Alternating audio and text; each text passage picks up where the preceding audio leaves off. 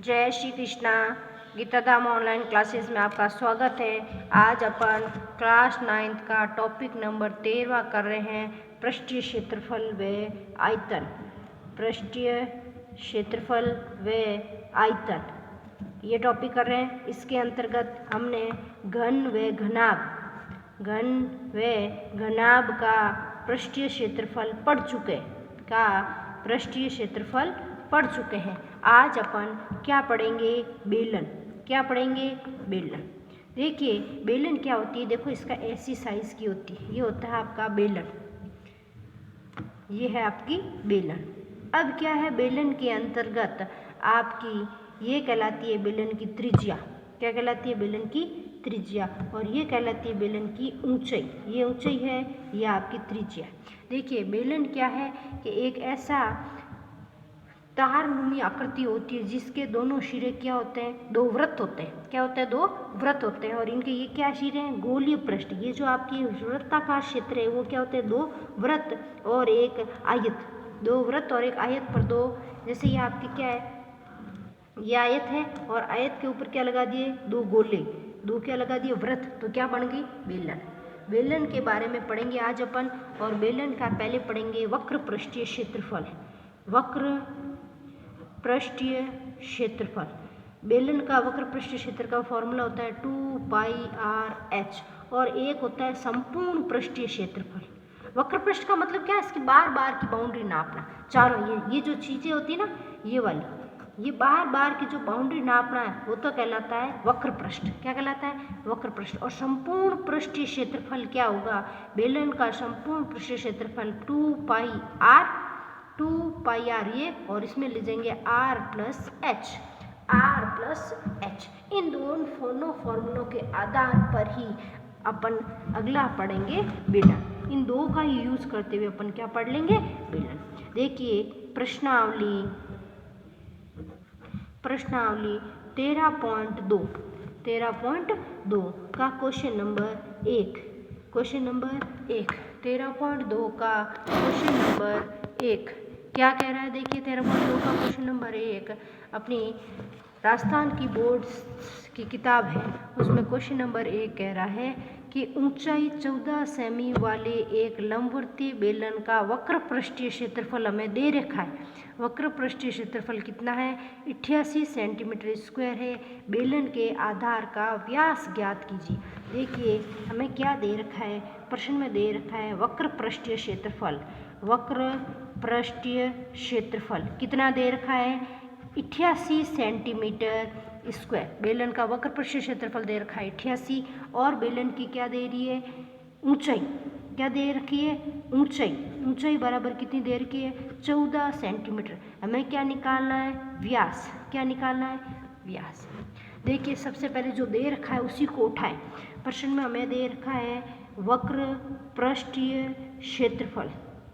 हमें मालूम है वक्र पृष्ठीय क्षेत्रफल बेलन का क्या लिखा है? 2πr/h। 2πr/h। तो 2πr/h कितना दे रखा है? 88। कितना दे रखा है? 88। 2 की जगह 2, पाई का मान 22/7, r की जगह कितना है? r हमारे पास नहीं है, r नहीं दे रखा है। क्या दे रखा है? h बराबर कितना है? 88। कितना है? 88। अब देखिए काटिए, 7 एकम 7, 7 दूनी 14। अब देखिए कटने के बाद हमें क्या निकालना है? r। इसका मतलब इस r को यहीं रखें, बाकी सबको उधर भेज दें। अब देखिए यहाँ कौन बच रहा है? 2, 22 और 4, 2 22 और 2, और ये सब कहाँ पड़े? r के गुणे में। जब बराबर के उधर जाएंगे तो कहाँ जाएंगे? भाग में। गुणा वाला जाता है भाग में, भाग वाला जाता है गुणे में। तो 2 गया नीचे, 22 गया नीचे और 2 गया। देखो 22 चौका 88, 22 चौका 88, 2 दूनी 4, 2 दूनी 2 एकम 2। तो r बराबर कितना आ गया? 1। त्रिज्या 1 है तो व्यास क्या होता है? त्रिज्या का दुगुना 2r। तो 2r यानी कितनी बन गई व्यास? व्यास कितना आ गया? 2 सेंटीमीटर। 2 सेंटीमीटर व्यास आ गया आपका 2 सेंटीमीटर।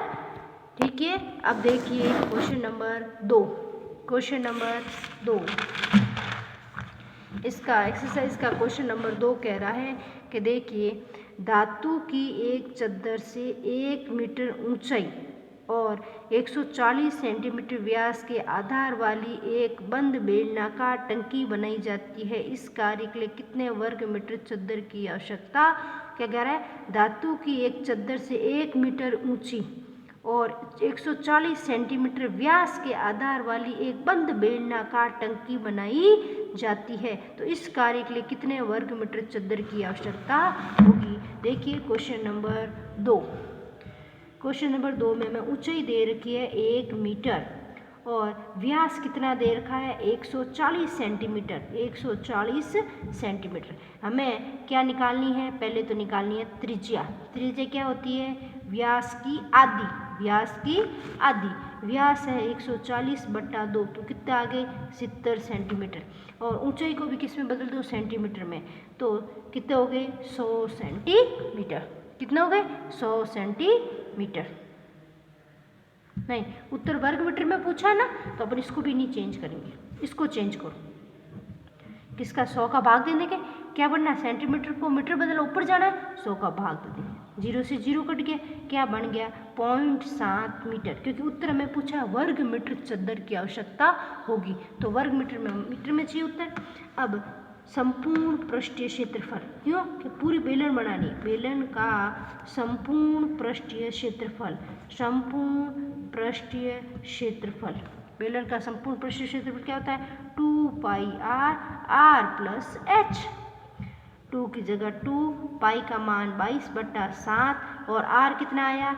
0.7 या 7/10, मैं लिख दूँ 7/10।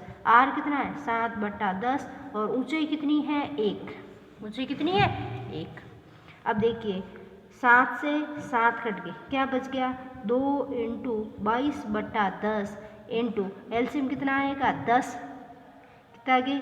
7 + 10। 7 + 10 कितना आया? 2 × 22/10, ये बन गया 7 × 10 17। 17/10 मतलब 2 × 22 × 17/10 × 10 100। कितने हो गए? 2 × 22 44, 44 × 17/100। 44 × 17/100। देखिए 44 को 17 से गुणा करें, 7 चौक 28, हासिल के 2, 7 चौक 28, 28 2 30, 4 का 4, 4 का 4, 8 4 7, कितना आ गए? 748/100। नीचे से 2 पॉइंट गिन के दशमलव लगा दे, 1 और 2, 7.48 मीटर स्क्वायर, वर्ग मीटर। तो उस टंकी का संपूर्ण पृष्ठीय क्षेत्रफल आएगा 7.8 मीटर स्क्वायर। इसी तरह देखिए question number 3। Question number 3 exercise का क्वेश्चन नंबर 3 कह रहा है, धातु का एक पाइप 77 सेंटीमीटर लंबा है, मतलब उसकी ऊंचाई कितनी है? ऊंचाई है 77 सेंटीमीटर। इसके एक अनुप्रस्थ काट का आंतरिक व्यास क्या दे रखा है? व्यास कितना है? 4 सेमी है। और बाहरी व्यास, ये है आपकी आंतरिक व्यास और बाहरी व्यास कितना दे रखा है? 4.4 सेमी। 4.4 सेमी है। देखिए क्या कह रहा है कि एक धातु का पाइप है, एक अनुप्रस्थ काट का आंतरिक, देखिए पाइप है, ऐसा पाइप है, हमें क्या दे रखा है? आंतरिक व्यास ये दे रखा है, कितना है? 4, और बाहरी व्यास दे रखा है 4.4। इसका मतलब देखो, आंतरिक व्यास को लिख लो आंतरिक त्रिज्या, इसको नाम दे दो R1। व्यास से त्रिज्या बनाने के लिए हमने 2 का भाग देंगे, 4 में 2 का भाग दिया 2 सेंटीमीटर। इसी तरह निकाल लें आंतरिक व्यास दूसरे वाले का, आंतरिक त्रिज्या क्या बढ़ गई? R2। 4.4 में 2 का भाग दिया तो 2.2 सेंटीमीटर।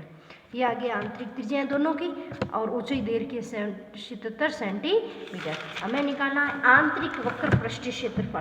क्या निकालना है? आंतरिक वक्र पृष्ठीय क्षेत्रफल। आंतरिक वक्र पृष्ठीय क्षेत्रफल, आंतरिक वक्र पृष्ठीय क्षेत्रफल। तो वक्र पृष्ठीय क्षेत्रफल क्या होता है 2 पाई r1h, क्योंकि अंदर वाला की त्रिज्या क्या ली थी r1, 2 की जगह 2, 22/7, r1 कितना 4 का कितना हो गया था 2, और h कितना दे रखा है 77। 7 से 77 कितनी बार कट गए 11 बार। 2 को 22 से क्या 44, और 11 को 2 से क्या 22, 11 को 2 से क्या 22, 44 × 22 कितने हो गए 8 8 8 8 8 16 968 सेंटीमीटर स्क्वायर। तीसरे का पहला भाग। तीसरे का दूसरा भाग। दूसरा भाग है बाहरी वक्र पृष्ठीय, बाहरी वक्र पृष्ठीय क्षेत्रफल, वक्र पृष्ठीय क्षेत्रफल बाहरी वही 2 पाई r2h, क्योंकि बाहर वाले की त्रिज्या कितनी है r2, 2 22/7, r2 कितनी थी 2.2, ऊंचाई है 77, 77 को 11 से काटा, 7 को 77 को 11 से काटा, इसका दशमलव हटाया 10, ये बन गया 2 × 22 × 22, 22 × 22 आ रहे हैं 484, कितने आते हैं 484, 484 को 2 से किया, और नीचे कितने पड़े 10, नीचे ये दशमलव वाले 10 पड़े। देखिए 2 × 4 8, 8 दूनी 16, सिल्का 1, 8 और 1 9 बट्टा 10, मतलब 96.8 सेंटीमीटर स्क्वायर, क्योंकि 10 के भाग देंगे तो पॉइंट यहाँ लग जाएगा, और 96.8 सेंटीमीटर स्क्वायर।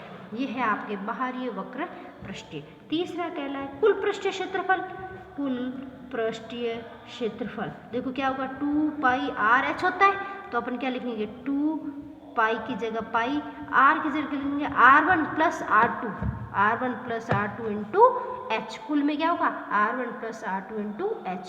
2 22/7, r1 कितनी आई थी 2, r2 कितनी है 2.2, और h कितना है 77, कितना है 77।